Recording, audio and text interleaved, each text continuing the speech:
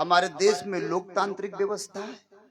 लोकतांत्रिक व्यवस्था में सभी को कथा कहने का अधिकार होता है, सभी को अपनी बात रखने का अधिकार होता है और सभी को ये अधिकार है। बीते कुछ दिन पहले एक हमारे अवधेश चंद लोधी जी थे जो उन्नाव निवासी थे, उनकी एक कथा चल रही थी। कथा समापन के बाद उनका बड़ा अपमान किया गया, जान से मारने का प्रयास किया गया और कोई उनके सहयोग में नहीं खड़ा हुआ।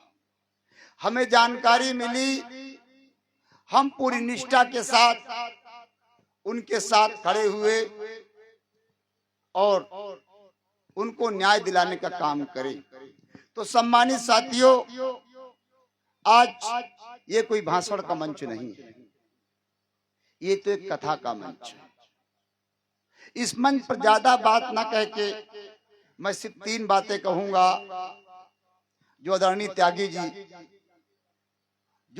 जी आपको समझा रहे हैं, उन्हीं की कड़ी को मैं जोड़ूंगा कि आज के समय सबसे बड़ी इच्छा। बोल मैं सुन रहा था, मेरे जीवन का ये पहला मंच है, मैं कभी कथा में नहीं जाता हूँ और स्वामी जी अपने ना होते तो मैं ना जाता। तो सम्मानित साथियों, 3 ताकत हैं। एक ताकत है शिक्षा।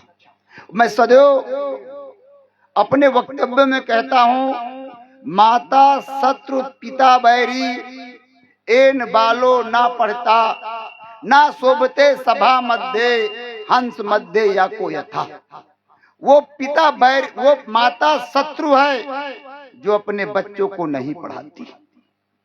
वो पिता बैरी है जो अपने बच्चों को नहीं पढ़ाता।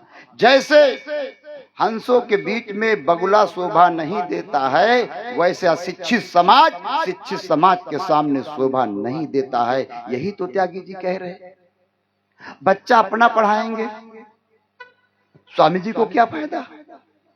वो तो आपको जन जागरण कर रहे हैं। तो सम्मानित साथियों, शिक्षा बहुत बड़ी ताकत है। यदि हमारा समाज स्वामी जी कथा को सुनकर शिक्षा की तरफ बढ़ जाए तो इस समाज से कोई मुकाबला नहीं कर सकता। ये बात मैं कहना चाहूंगा आपसे। और मैं सदैव एक बात और कहता हूं कि जिस घर में होता नारी का अपमान, वो घर बन जाता है शमशान। लंका में सीता का अपमान हुआ, लंका में सीता का अपमान हुआ, लंका का विनाश हुआ कि नहीं हुआ? हस्तिनापुर में द्रौपदी का अपमान हुआ, हस्तिनापुर विनाश हुआ कि नहीं हुआ? और हमारे समाज का दुर्भाग्य है कि इन नारियों का सदैव अपमान होता है। जब हमारे समुदाय के नौजवान लोग शराब के नशे में होते हैं, उस नशे में भूल जाते हैं वो कि औरत घर की लक्ष्मी है और वो महिलाओं पर अत्याचार करते हैं। आप विचार करो कि जब लंका में सीता के अपमान पर विनाश हुआ था और आप लगातार इन महिलाओं का शोषण करते हैं। साथियों, हमारे समाज में सबसे बड़ी कमी है कि हमारा समाज अपने इतिहास को भूल चुका है। जिसका इतिहास नहीं होता है उसका भविष्य नहीं होता है। जो समाज इतिहास पढ़ेगा वही समाज इतिहास रचेगा। ये बात मैं आपसे कहने आया हूं। इतिहास तो हमारा बहुत बड़ा है।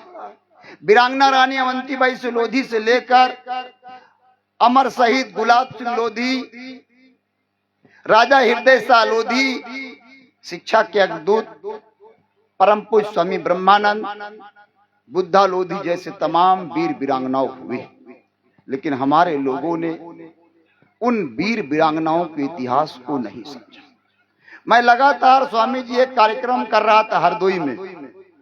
उसी दौरान एक महिला बोली कि ये हमारी सास हमको बहुत परेशान करे। वो बोली हमारी सास हमको बहुत परेशान करे। तो हमने उनसे एक ही बात कहा, आज आप अपनी सास से परेशान हैं और कल तुम अपनी बहू से परेशान हो जाओगी। और हमारे समाज में खासकर सास बहुओं में झगड़ा बहुत ज्यादा होता है। मैं सदैव कहता हूं कि जितना सास अपनी बेटी को प्यार करती है उसके आधा, जितना सास अपनी बेटी को प्यार करती है उसके आधा अपनी बहू को प्यार कर ले, और जितना बहू अपनी माँ को प्यार करती है उसके आधा अपनी सास को प्यार कर ले, तो सदैव सदैव के लिए ये सास बहुओं के झगड़े समाप्त हो जाएंगे।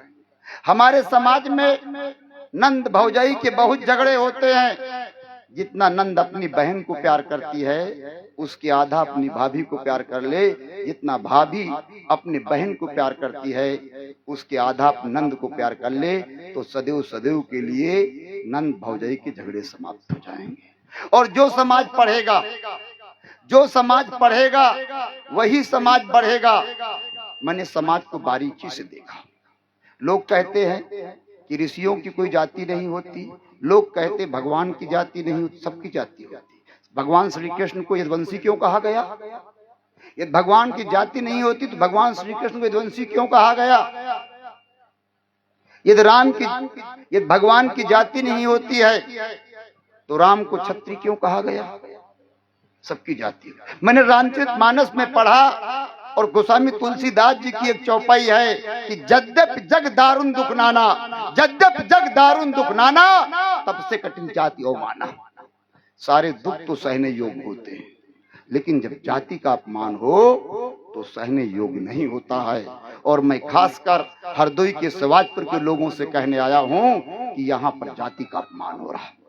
हमारी जाति के व्यक्ति को भरी सभा में थप्पड़ मारा गया और उस थप्पड़ की मार से मेरी जाति का व्यक्ति कई महीनों के बाद मर जाता है, लेकिन हमारी जाति के लोग सांस नहीं लिए। तो सम्मानित साथियों, हमने बचपन में पढ़ा कि जिस देश जात में जन्म लिया बलिदान उसी पर हो जावे। ये स्वामी जी अपने ना होते तो ये मंच मुझे ना मिलता। ये स्वामी जी अपने ना होते तो अपने हमें ये मंच ना मिलता। मैं सदैव लोगों से कहता हूं कि तुम्हारा कोई व्यक्ति व्यापार कर रहा हो, व्यापार उससे कर लो। ये तुम्हारा कोई व्यक्ति कथा भागवत कर रहा तो उससे करा लो।